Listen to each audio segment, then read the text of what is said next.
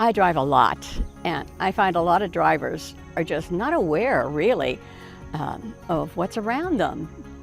And you have to be aware, and you have to be in the moment. Don't just drive.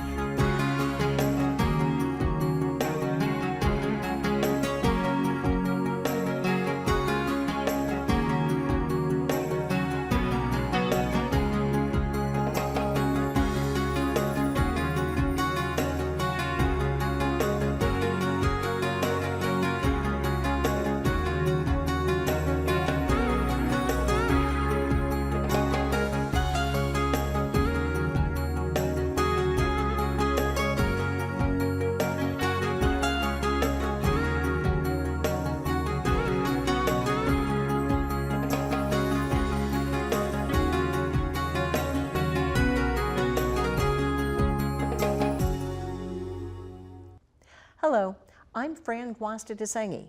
Welcome to Mature Living. Remember when you first got your license and the freedom and independence you felt behind the wheel of a car? This privilege is granted to people of all ages who demonstrate the ability to operate a vehicle safely, adhere to traffic laws, and are mindful of the safety of themselves, passengers, and others who share the road. However, as we age, maybe our reflexes aren't as sharp, or perhaps our eyesight or hearing diminished over the years. Is there a time when seniors should give up their car keys? Today I'm joined by Kathy Blevins, Recreation Program Coordinator for Mature Adults in the town of Vienna Parks and Recreation, to talk about resources available to help keep seniors safely behind the wheel. Kathy, thanks for joining us. Thank you for having me. I really appreciate it. This idea of driving and traffic, we know that we're in the DMV and there's a lot of cars out there. The question that we have to get us started here, Kathy, is what can older adults do to ensure their own safety as well as others while they're using the roadways? Yeah, so older adults can ensure their safety and the safety of other drivers by taking proactive steps, such as limiting driving in challenging conditions, avoiding distractions, maintaining their vehicle, and staying physically fit and healthy.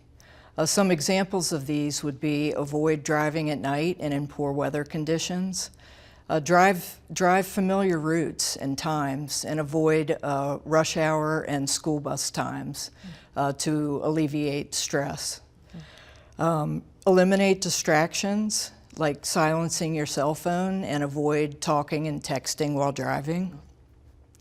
You want to maintain a safe following distance so that it'll allow you more time to react in case of an unexpected situation. Make sure you limit your conversation with passengers in the car so you can focus on the road. Mm-hmm. Avoid eating and drinking and adjusting the radio while you're driving. And maintain regular vehicle maintenance. So you want to make sure that your brakes, your tires, and your lights are in good working order. Mm-hmm. It's also important to schedule regular eye exams and hearing tests. Mm-hmm. Maintaining good vision and hearing is essential for safe driving. Mm-hmm. And consult your physician if you have health conditions or are taking medications. Mm-hmm. Because many conditions and medications can affect your driving ability. So what I'm hearing from you, Kathy, is not only do we have to keep ourselves healthy and alert while we're behind the wheel, but we have to make sure that our car is good to go as well. To that point, there are programs that are offered to older adults. One is the CarFit program, and I want to talk a little bit about that. Then there might be something else called a driver safety course, but tell us a little bit about these programs and resources that are available to help older adults keep their cars and themselves safe. Sure, so the AARP driver safety course was developed for drivers ages 50 and over. Some of the course highlights are research-based safe driving strategies. They're going to show you and explain to you about the proper use of seatbelts, airbags, anti-lock brakes, and new technology on cars. Mm. And then they're also going to go over some preventive measures to avoid driver distractions. Mm-hmm. The AARP driver safety course is an online course, and it can be, you can register for that, and you can take that on your laptop, computer, tablet, smartphone, and you can register by going to www.aarpdriversafety.org. Okay. The CarFit program was developed in 2006 by AARP and the American Occupational Therapists Association. CarFit trained volunteers will take older adults through a 12-point checklist system with their vehicle, making recommendations and minor adjustments that make their car fit better for comfort and safety. An occupational therapist is also on hand to provide information on how to maintain and keep driver health positive. Well, let's talk a little bit about the CarFit procedure. So I know that these are ongoing throughout the course of the year. Right. And so if someone who participates in this, how long does it usually take? And tell me about some of the things that they're checking during the course of the CarFit procedure. Right, so some of the items that are checked are the correct position of the driver's seat. You want to ensure that you're not closer than 10 inches to the steering wheel, and also that you have a sight line vision of 3 inches above the steering wheel while you're driving. They're going to go over the driver's ease to reach the pedals and the proper positioning of your mirrors, like your rear view mirror, your side mirrors, to eliminate and minimize blind spots. The whole program takes about 25 minutes to complete while you remain in your vehicle. You can register for a CarFit event by going to www.car-fit.org, and you're going to click on Find an Event, and then a drop box will come up and you type in your state, and it'll give you locations of CarFit events taking place in your area. Most of them do require pre-registration. Cars nowadays have so many new features and technologies. And do you want to speak a little bit about that and how it may impact the older driver? I mean, I know that there's a couple of features that I don't really care for. I love the blind spot monitor, but I don't like that lane departure thing. I mean, tell us a little bit about the advent of all these technologies and how it impacts seniors, and does it help? Yeah, so there are a lot of new gadgets and new technology for cars today. Some of them can be very beneficial. There's the blind side detectors and the beeping of the changing of lanes. There's also steering wheel assist to keep you in your lane. And in older cars, when they don't have that, you really have to make sure that you're able to turn your head from side to side and really be more cognitive and aware of your surroundings. These technologies are only to enhance your already good driving habits, it seems. That's correct. So do you have any success stories that you could share from people that have been through, they say, the CarFit program and how it impacted them? Yes, in an evaluation they found 97% of participants that took the AARP driver safety course were able to change at least one driving habit as a result of what they learned. And the CarFit program, I have been in a CarFit event coordinator for about 10 years in Vienna, and I've had many participants share with me how amazed they were with what they learned to make driving easier and safer after going through the 12 checkpoints. For people that do avail themselves of these resources, I would imagine that it impacts their insurance rates. Can you speak about that? Yes, so in many states, drivers who take the AARP's driver safety course can benefit from a discount on their auto insurance premium. And actually, 91% of drivers who took the course redeemed their course certificate for a discount. Unfortunately, the CarFit program is not eligible for an insurance discount. We've covered a lot of different points today. Did we leave anything on the table? I want to make sure if there's anything else that you want to add, that you have that opportunity. Well, just to add that it's critically important for mature drivers to make safe driving a personal priority.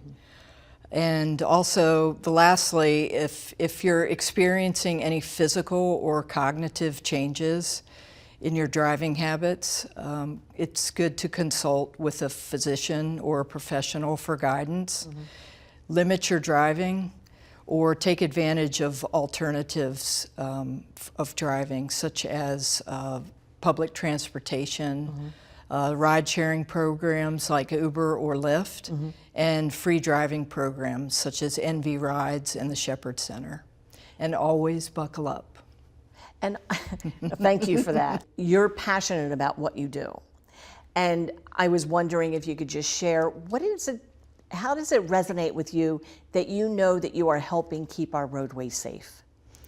Just making sure that seniors feel comfortable driving. Driving today can be very challenging with increased traffic congestion, longer commuting distances, new technology on cars, faster speeds. So it's beneficial to have drivers go through these type of programs to make driving less stressful. Kathy, thank you so much for sharing all of this great information. Thank you for having me. It's a pleasure.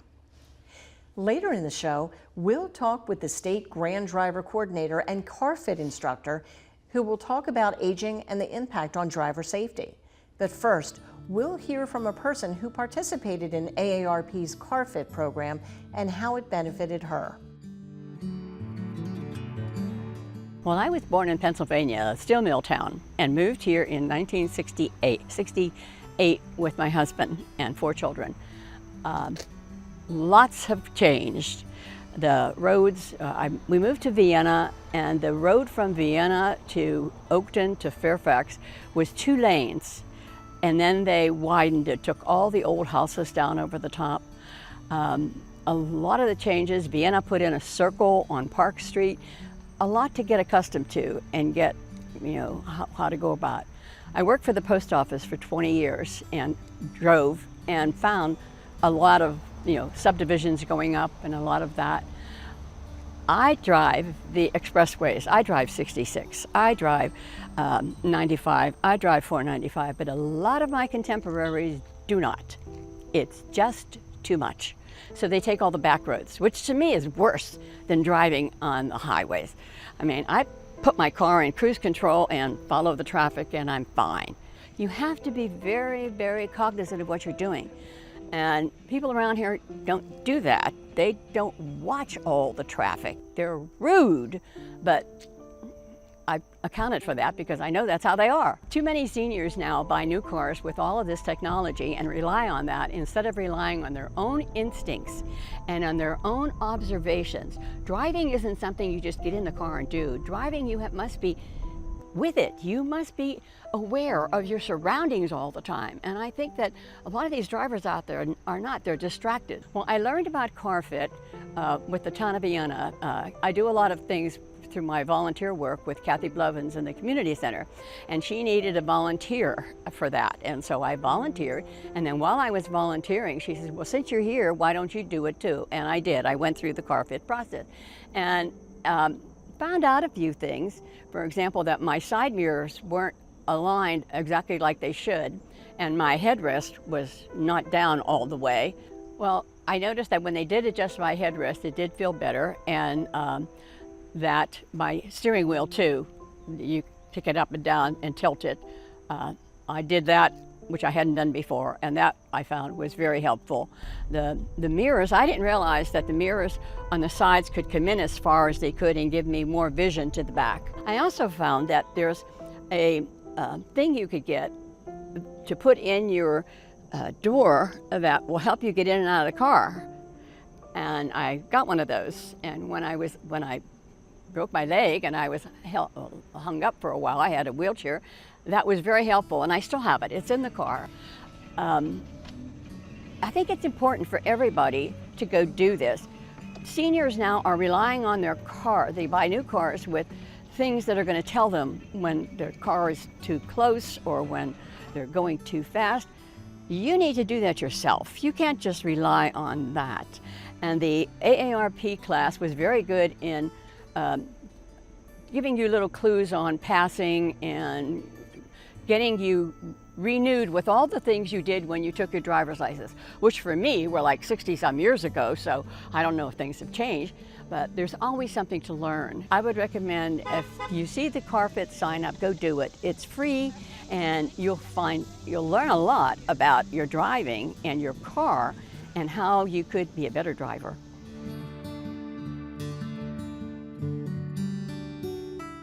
In our first segment, I talked with Kathy Blevins, Recreation Program Coordinator for Mature Adults in the town of Vienna Parks and Recreation. She talked about AARP's CarFit and driver safety programs and how they benefit our older adults. I now welcome Nancy Lowe, Virginia GrandDriver Coordinator, to continue this discussion on older adults and driver safety. So Nancy, at what age is a person considered a senior driver, and what are the main concerns that come along with the older driver? Well, age is just a number, but it is a functional ability. Our statistics at DMV is actually 61 and over. Some agencies require 65 and over. So it just depends, but it's actually a functional ability. And so what we're really concerned as we age is our decline in our physical abilities, our mental abilities, and that will affect driving and probably at a higher risk for crashes. So what are the signs of these age-related changes that may impact the older adult driver? Right. So the vision will probably start to decline a little bit. You won't be able to see as clearly, so the street signs might be a little bit more blurry. And especially night vision. At nighttime, our night vision definitely requires more light, and unfortunately, a lot of seniors do stop driving because of night vision. And also, the glare, if they do drive at night, can be detrimental because the recovery time for older eyes takes longer than someone who is younger. And it's interesting that you say that because I notice a lot of organizations, they'll have programs during the day, and they'll say for those individuals that aren't comfortable driving at night. Right. Yeah, absolutely.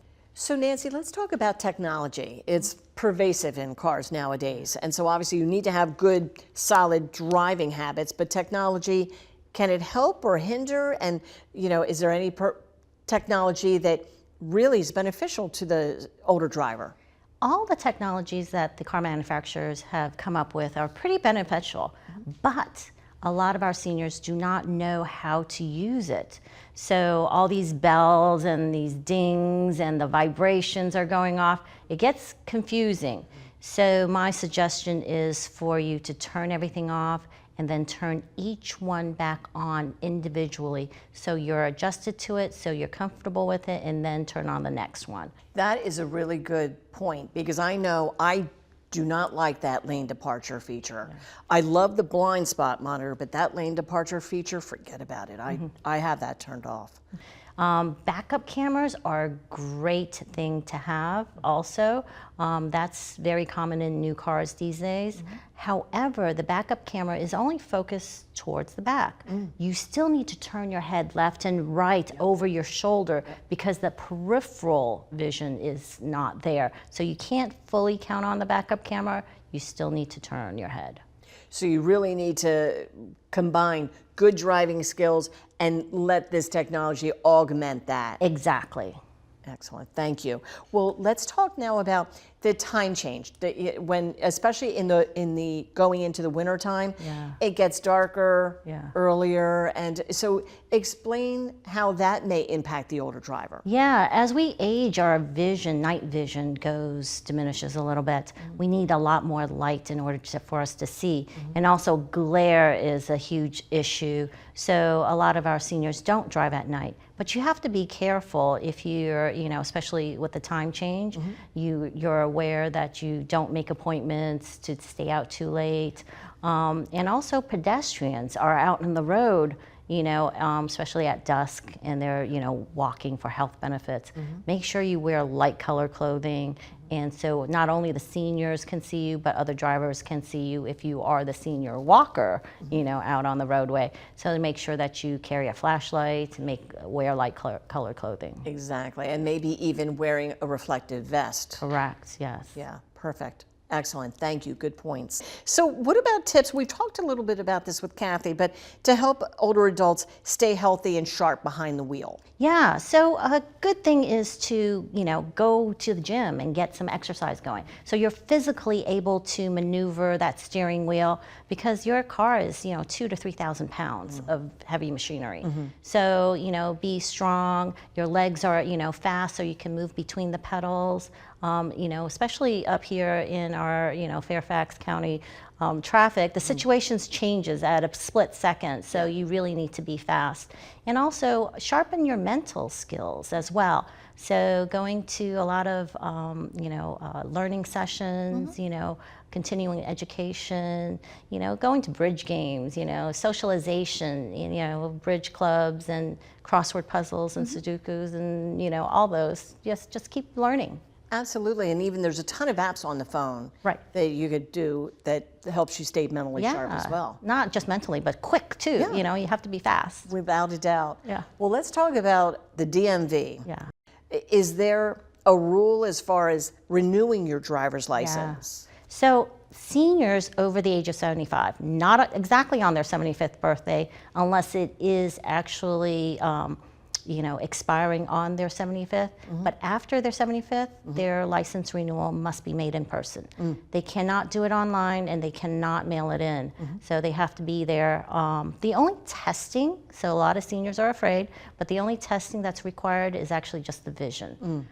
So you have to make sure that they can see sharp and they can also see peripheral vision as well on those tests. Right. So Nancy, a touchy subject is giving up the keys. Yeah. Whether someone realizes it's time that they give up the keys or maybe a loved one thinks that it's time to have that conversation. How do you navigate it? How do you know it's time? Yeah. What are some thoughts? So for you as a caregiver, helping someone who's older that might, you know, have some questioning driving ability, sit with them, you know, go on a road trip with them and see how well they're doing.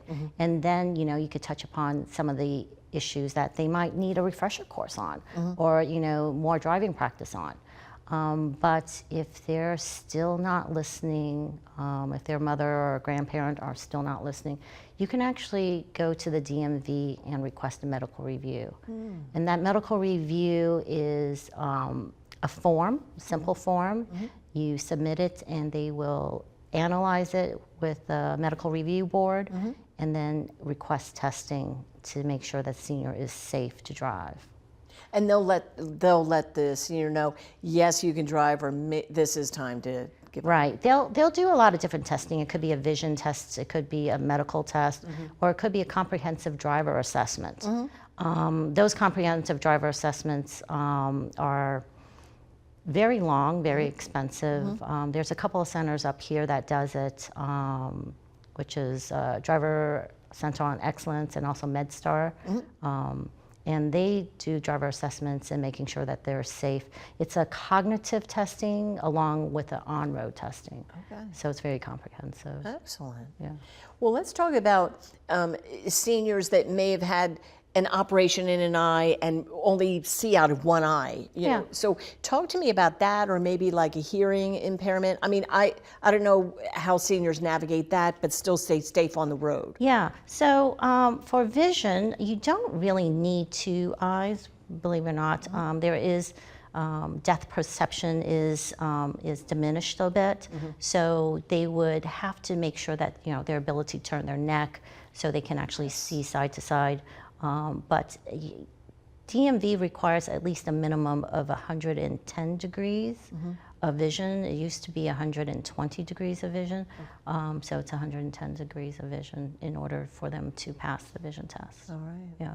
Great information. Now, Nancy, I know that you're really passionate about what it is that you do. So how does your work resonate with you, that you really are helping all of us stay safe on the road with the work that you do. Yeah, I try to promote, proactive self-awareness, making sure that you're safe, continuing to do the driver safety courses that Kathy talked about.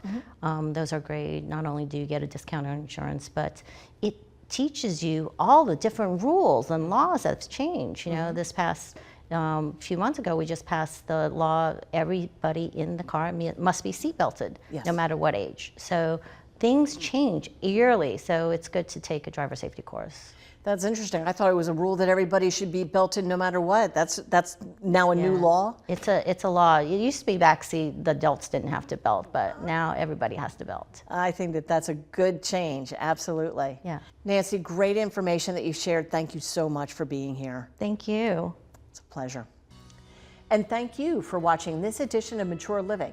I'm Fran Guasta-DeSangi, and we'll see you next time.